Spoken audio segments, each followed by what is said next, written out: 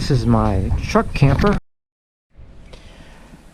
As a result of hitting the tree branches on the sidewalk, this trim, the vinyl trim molding here, has buckled. The molding itself is kind of brittle. It's old, so I have to replace this. This section I need to replace goes from that light area, goes down here, and it finishes off here. Another section goes from here to the back of the camper, but this molding is okay, so I don't need to replace it. To get a replacement vinyl, you need to measure the track here. You have to measure from the inside groove here, going all the way back from there to the other side here. And in this case, from here inside to here inside is about 3/8 of an inch or 1 inch. So I just went ahead and purchased from eBay a 1-inch strip. This is a 25 feet roll. The trim molding starts up here. The beginning of it is covered by this lap sealant. I peeled back the lap sealant to about this location, and then I'm going to get a knife and I'm going to make a clean cut right here. So when I put the lap sealant back on, there's going to be a good transition area between the old lap sealant and the new one. Cleaned up the screw with the screwdriver. There's a bolt head. Start off with a 1/4 inch wrench. Pry off the clamp. Removing the old molding is fairly simple, and I'm starting from down here because it has less sun exposure and it's more pliable down here. Up at top, it's more brittle because it's been exposed to the sun. So I just pull it and it just removes pretty easily down here. Up here, because it's been exposed to the sun, it gets brittle, a little bit more difficult to take off.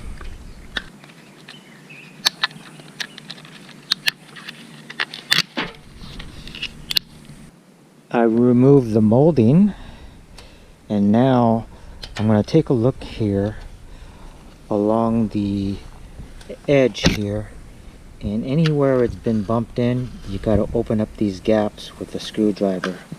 Make it larger. For example, right here where I bumped it on a tree, gotta open up the gap again here. Using a regular screwdriver, I run the screwdriver along the groove here, scrape it along, remove any debris. Next, we're going to remove the debris and dirt from the channel using a brush. Next, we're going to check the screws and see if they're rusted, and if they're rusted, we'll replace them. But as you can see so far, they've put some lap sealant on the screws, and all of the screws are looking pretty good.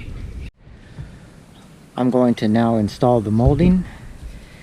So with this new molding that I have, you could see the edges are going up on either side, and those are going to go into the tracks.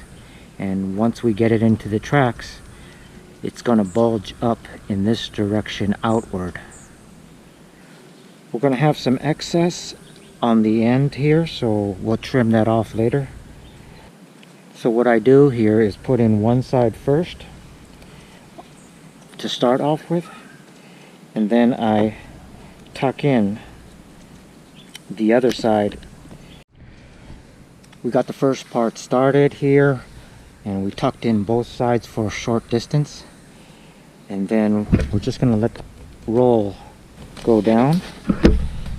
want to show you that we're tucking in just one side for right now. So I want to demonstrate down here how I'm doing it. It's a good idea to have the vinyl tape out in the sun, or you can get a bucket of warm water and make the vinyl more pliable. One side you tuck in one edge. You want to use two hands. You want to crimp it a long ways down, not just crimp it right over here, but get two hands and crimp the entire thing, and you can see how it just kind of folds in. Now we just get a razor blade and cut off the excess vinyl. It took me about half an hour to install the vinyl. I'm going to lay down some lap sealant here to cover this part, and also I had some holes here, so I'll put some lap sealant on here also. First I have to clean this, obviously, so I've got some soap and water.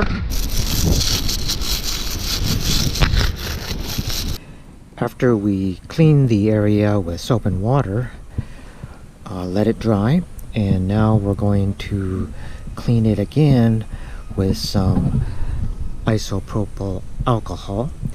You could use denatured alcohol also. That's stronger.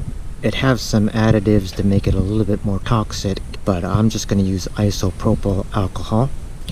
Because this has a lot of nooks and crannies in it, I'm going to pour some onto the brush, and then I'm going to brush this area with the isopropyl alcohol, but I don't want to pour it in here because I don't want the alcohol, which is a solvent, to remain in there. I want it to dry off. Poured some alcohol onto the brush, brush it around. This molding does keep some of the water out, but some of the water is going to go in here, but you just don't want it pooling up in here so much. And then I put a small hole through it using this awl. Put a small hole through it.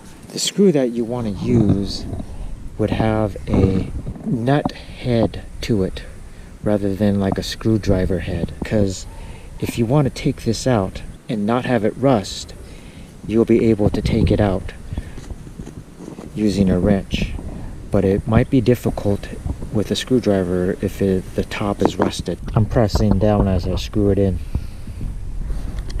I got it screwed in tight, not too tight because you'll strip it. It's wood that you're tapping into. I purchased this self-leveling sealant. It's called lap sealant, self-leveling. There's different types, but for my application, as you saw on the roof, it needs to be self-leveling. I don't want to have a bead remaining, so I want it to flatten out. Got this off of Amazon for about $14. The opening to this tip, I want at least 1/4 inch, and I'll cut it at an angle. I go around the edges first.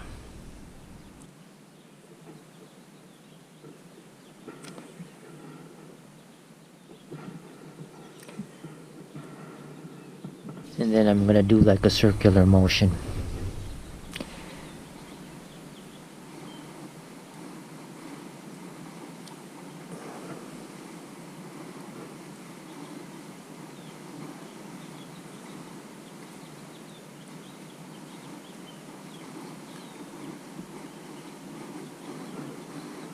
And you can see it's already leveling out by itself.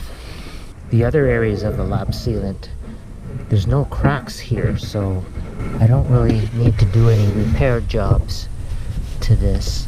I'll show you a way to reseal and preserve partially used caulk or lap sealant, because this is going to dry out for extended periods of time in here, and you're not going to be able to use the tube anymore. Get a latex glove or a vinyl glove, cut off a finger on the glove, place it over the end, and then with your caulking gun you squeeze some of the caulk or sealant in there to create like a seal up there, and that's going to be like an airtight seal. Once you want to use it again, this is going to be dried up, and then you just pull it off, but the caulk inside is going to still be soft. It took less than 3 days for this to harden up. It's still a little soft, but you want it to be flexible because you're driving down the road and the rig is going to be moving. It's covered the area nicely.